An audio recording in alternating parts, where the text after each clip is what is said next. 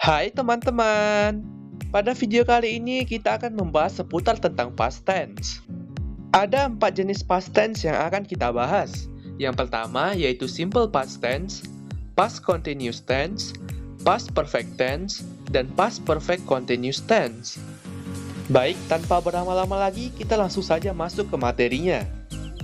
Yang pertama adalah simple past tense. Berikut adalah rumus untuk bentuk nominal dan bentuk verbalnya. Dan catatan untuk kata kerja bentuk kedua atau verb to-nya terdapat dua bentuk. Yang pertama adalah regular form atau bentuk beraturan. Bentuk ini dibuat dengan menambahkan D atau ED pada verb 1 dengan beberapa aturan seperti berikut. Yang pertama, kata kerja yang berakhiran dengan huruf E hanya perlu ditambah D saja.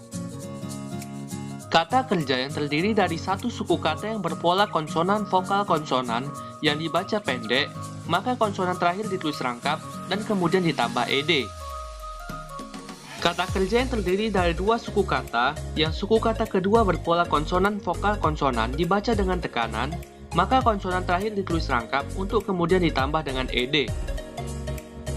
Kata kerja yang terdiri dari dua suku kata yang berakhiran dengan huruf L, maka huruf L ditulis rangkap, kemudian ditambah dengan ed.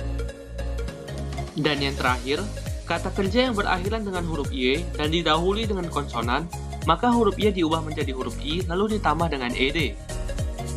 Dan yang kedua adalah bentuk irregular form atau bentuk tidak beraturan.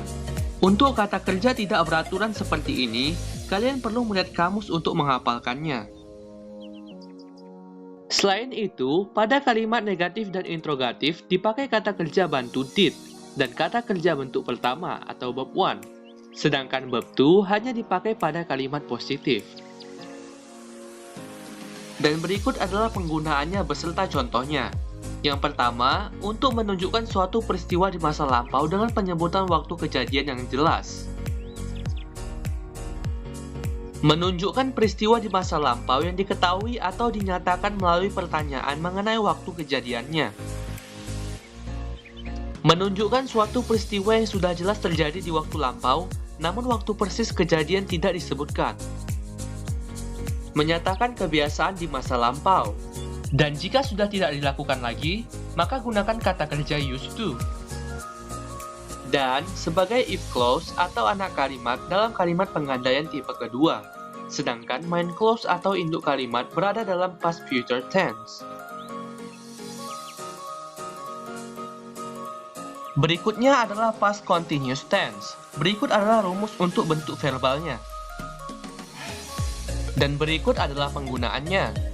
Menyatakan peristiwa di masa lampau yang sedang berlangsung di waktu tertentu, atau selama batas waktu tertentu. Menyatakan peristiwa yang berkembang di masa lampau. Menyatakan peristiwa di masa lampau yang terjadi sebelum waktu tertentu, dan kemungkinan berlangsung sesudahnya. Menyatakan suatu perbuatan yang batal dilakukan di masa lampau. Menyatakan rencana kegiatan yang akan segera dilakukan di waktu lampau. Menyatakan suatu peristiwa yang rutin dilakukan di masa lampau.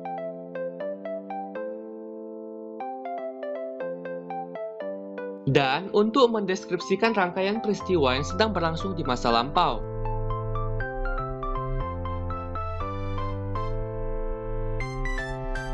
Selanjutnya yang ketiga yaitu past perfect tense. Berikut adalah rumus untuk bentuk nominal dan bentuk verbalnya.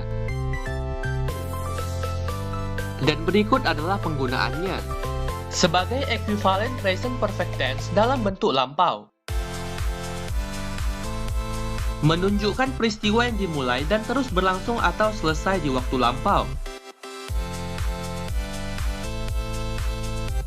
Menggantikan simple past tense untuk peristiwa lampau yang terjadi dalam periode waktu tertentu. Dan menggantikan kalimat langsung present perfect tense dan simple past tense menjadi kalimat tidak langsung. Perbedaan antara present perfect tense dan past perfect tense adalah present perfect tense adalah peristiwa masa lampau yang masih berlangsung hingga sekarang. Dan past perfect tense adalah peristiwa masa lampau yang masih berlangsung atau berhenti di masa lampau. Yang terakhir yaitu past perfect continuous tense. Berikut adalah rumusnya. Dan untuk penggunaannya, yaitu untuk menyatakan peristiwa yang telah berlangsung beberapa saat ketika terjadi peristiwa lain di masa lampau.